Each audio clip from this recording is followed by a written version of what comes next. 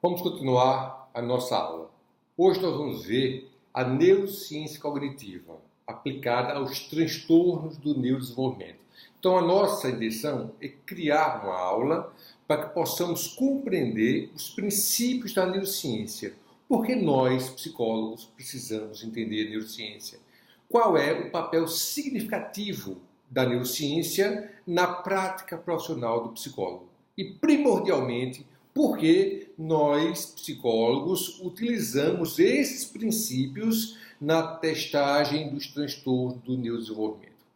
Bom, a primeira questão que nós precisamos compreender é que os transtornos do desenvolvimento compreendem um grupo de condições neuropsicológicas originadas na infância que envolvem comprometimento grave em diferentes áreas. Isso quer dizer que, primeiro, quando na infância a criança começa a apresentar modificações comportamentais, principalmente na aquisição da aprendizagem, aquisição do conhecimento e também nas diversas áreas que se seguem a partir daí, nas suas relações interpessoais, nos seus processos cognitivos e principalmente no que nós falamos atraso no processo de maturação dessas estruturas cognitivas.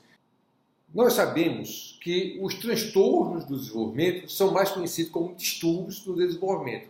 Por quê? Porque envolvem, na realidade, uma gama bastante ampla de fatores que fazem com que os indivíduos não consigam desenvolver adequadamente, ou seja, não consigam maturar adequadamente o seu aparato cognitivo.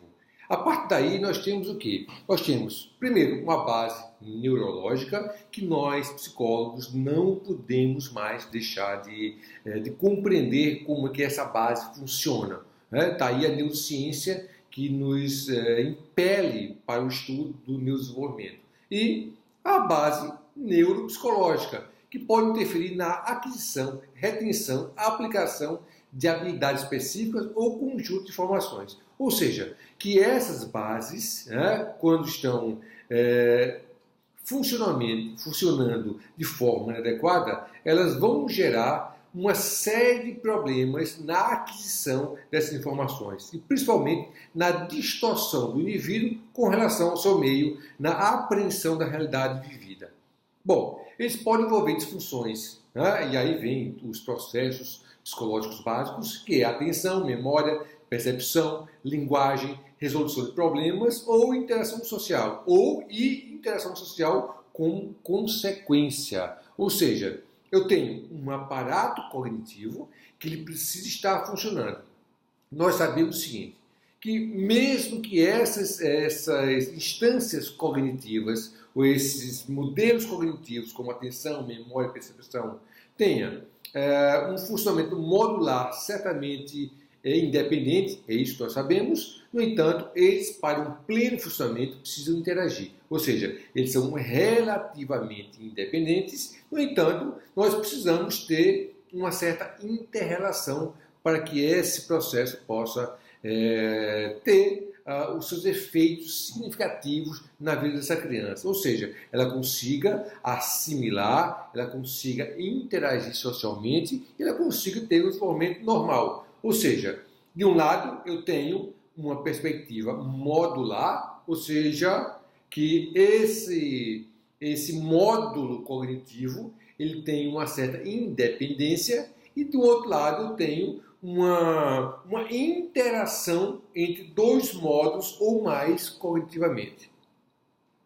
Bom, nós sabemos o seguinte, uma criança para resolução dos seus problemas da vida cotidiana, quando eu falo problemas da vida cotidiana, estou falando o brincar, o aprender, o assimilar.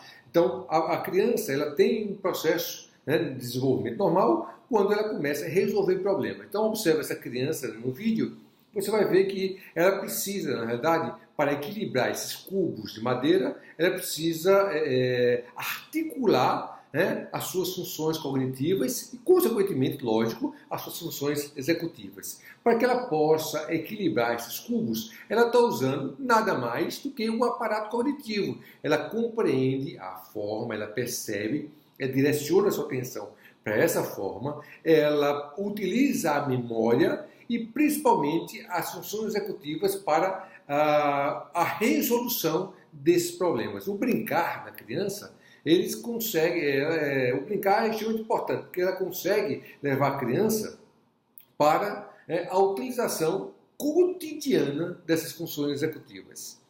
Lembrando que nós chamamos de funções executivas um conjunto cognitivo e metacognitivo para a realização de uma tarefa.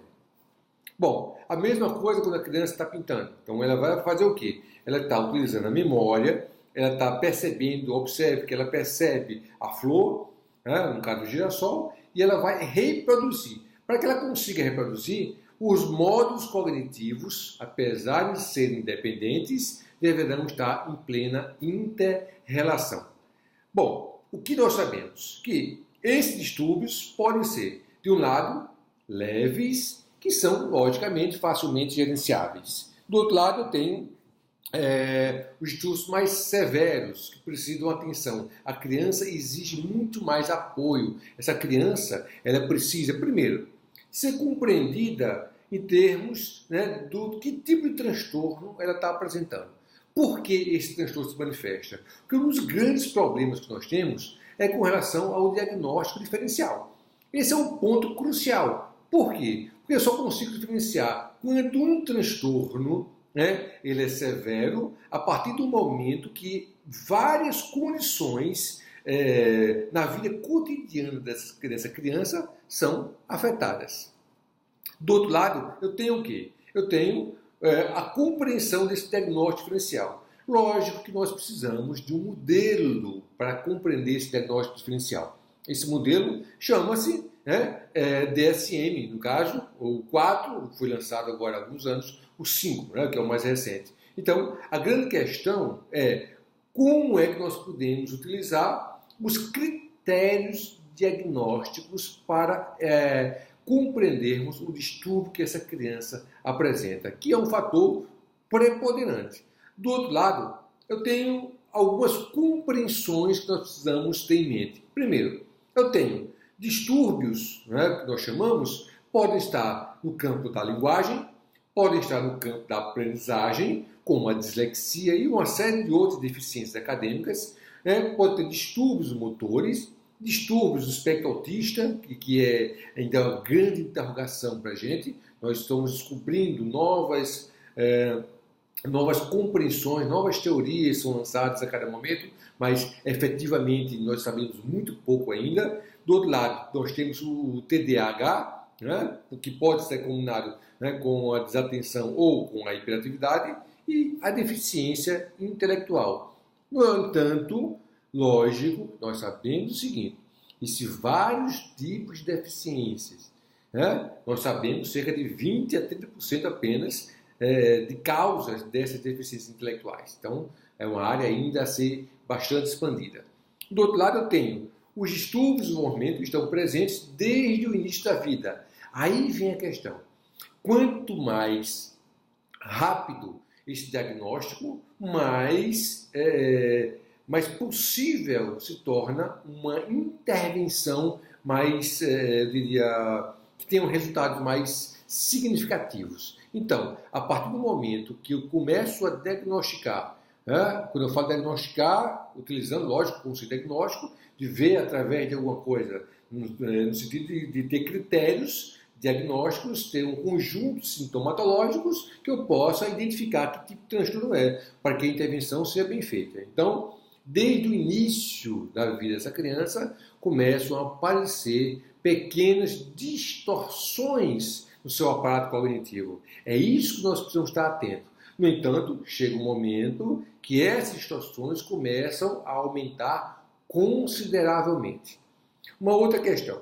Nós sabemos que a criança, desde o seu primeiro ano de vida, ela deve apresentar uma sequência no seu desenvolvimento cognitivo. Quando eu digo sequência, lógico que tem modos cognitivos que vão amadurecendo. Essa maturação dos processos cognitivos requer exatamente um ponto significativo de orientação para o diagnóstico. Então, quando a criança começa a ter uma oscilação no processo de desenvolvimento cognitivo natural, logicamente, ela poderá apresentar algum tipo de transtorno. Quando eu falo poderá apresentar, significa o quê?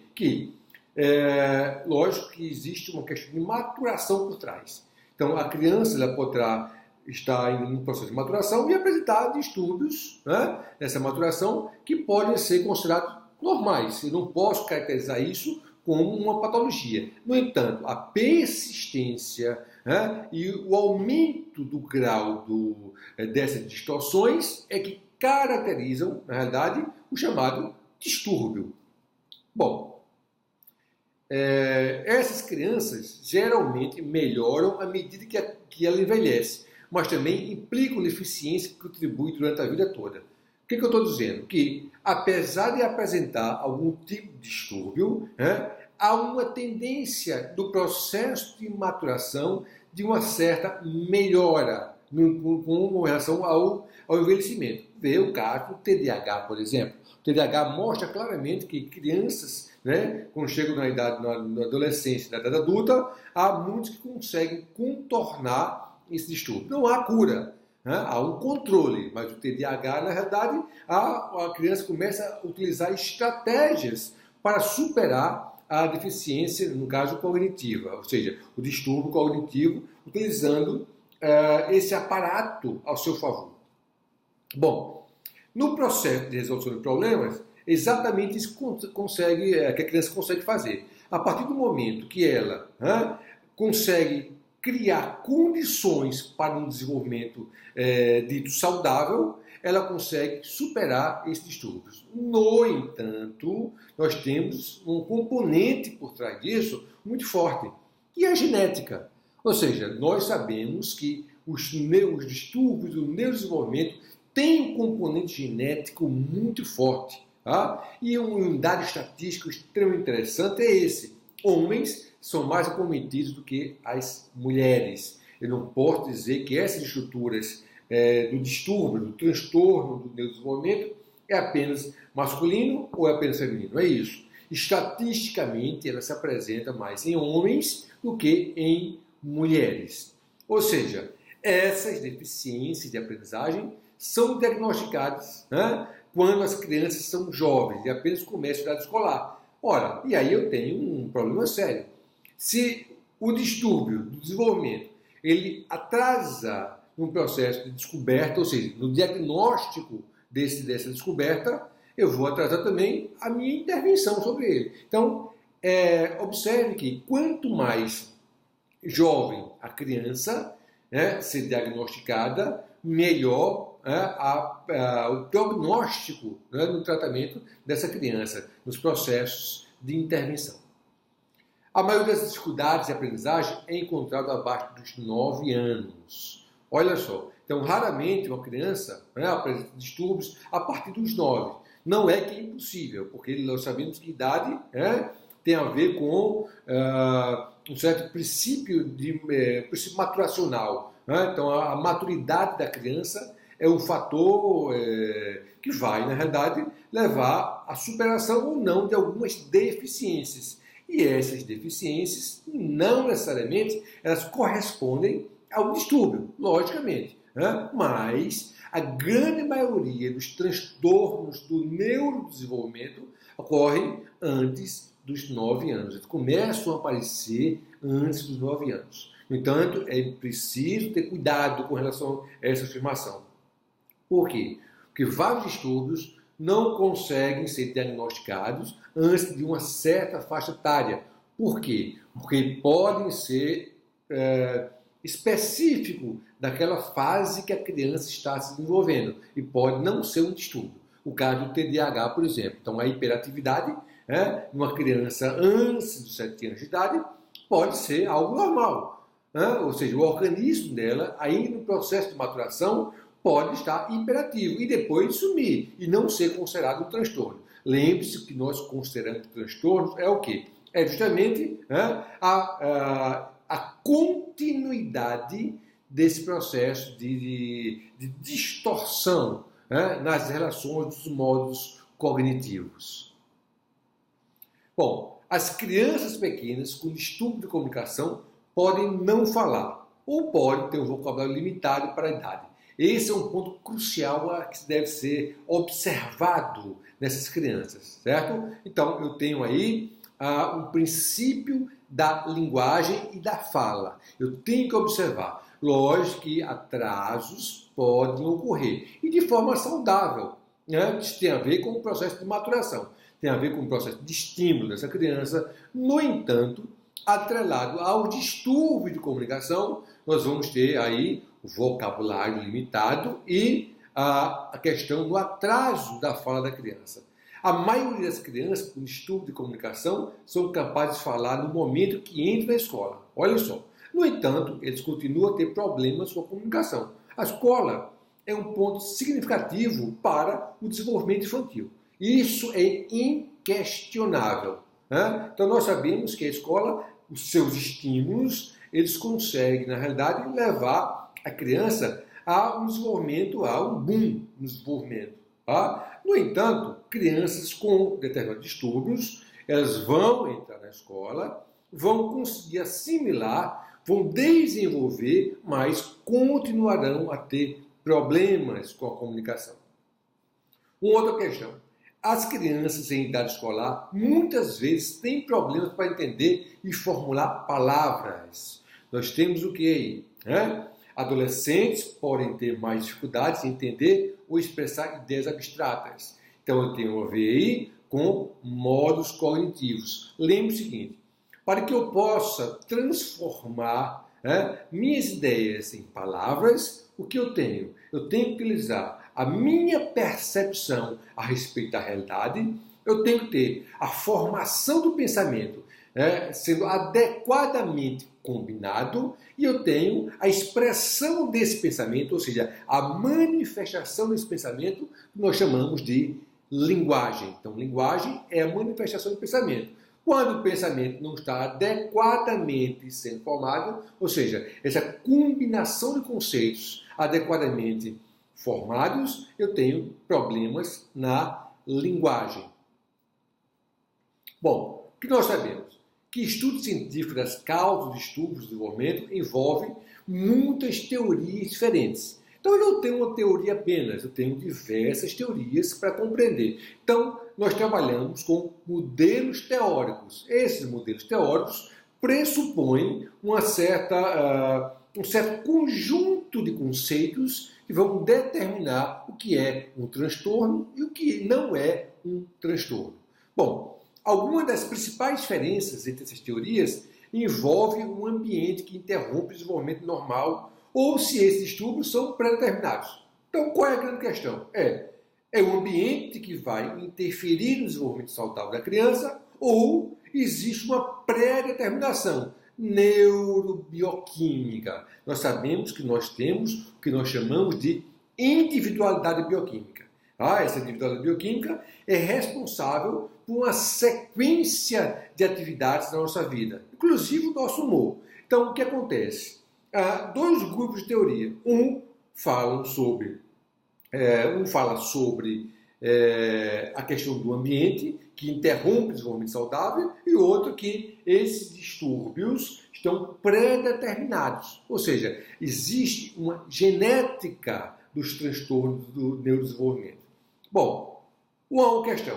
O desenvolvimento normal ocorre com a combinação de contribuições do ambiente e da genética. Isso é inquestionável. Eu não posso levar apenas essa questão do ambiente, de um lado, e da genética do outro. Eu tenho aí um fator ambiental e genético preponderante. Você vai ver isso em diversas situações, principalmente no desenvolvimento da linguagem. Tá? A linguagem, apesar dela ser instintiva, ou seja, ela vai ser desenvolvida, querendo você ou não. Do outro lado, eu tenho um ambiente que estimula a criança a desenvolver a linguagem. Então, eu não posso ter uma concepção apenas ambiental e uma concepção apenas genética.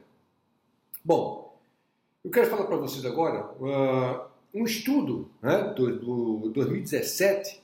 Esse estudo foi um estudo extremamente sério, feito por uma entidade inglesa, que testou 20 mil genes em cerca de 4.300 famílias, com crianças com dificuldades raras no Reino Unido e na Irlanda. Então, esse estudo tentou identificar quais as crianças que tinham, na verdade, transtornos com causa genética. E aí vem uma questão extremamente séria, né, que foi a descoberta de novos transtornos. É como se o gene tivesse um processo de mutação.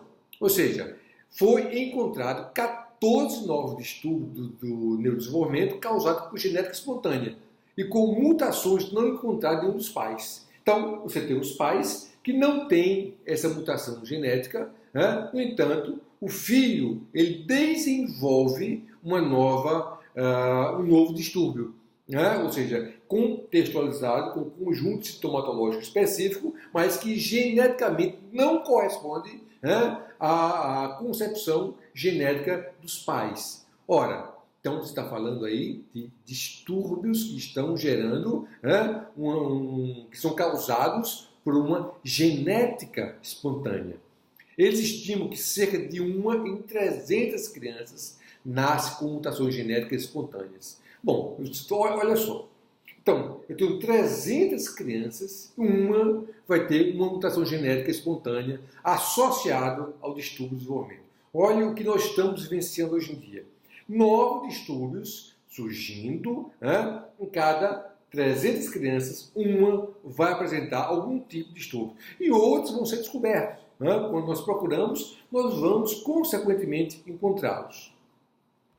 Bom, a pesquisa ela foi publicada, né, por uma das revistas mais respeitadas do mundo científico, a Nature. A Nature ela consegue agregar uma série de pesquisas respeitadíssimas no mundo. Então, esse instituto inglês ele consegue levar, né, essa discussão para que nós possamos compreender que não é tão simples a pesquisa e principalmente descobertas desses transtornos. Então, não tem como a gente apenas dizer, o indivíduo tem um espectro autista, o indivíduo tem um TDAH, porque você vai ter o quê? Você vai ter uma sequência de mutações que vão gerar outros transtornos do neurodesenvolvimento. Esse é um fato extremamente importante, porque nós, nos próximos anos, nós vamos ter, consequentemente, novas descobertas. Bom, eu queria indicar para vocês 2 livros fundamentais para a leitura. Né? Então, para que nós podemos compreender esses princípios de neurociência, eu indico o livro do Eric Kandel, Princípios de Neurociência, tem a edição portuguesa, e também do Eric Kandel, Em Busca da Memória. Então, são as últimas descobertas no mundo da neurociência voltado para a memória. E também para a gente compreender esse grupo de pesquisadores, né, que escreveram esse livro, Princípio de Neurociência, que vai mostrar claramente como a cognição é arrumada, como o processo de percepção ele é articulado, como a linguagem é desenvolvida. Então, ele pega, na realidade, esses princípios de neurociência e aplicam à estrutura cognitiva. Eu acho, para que nós, profissionais que trabalhamos com isso, uma leitura obrigatória.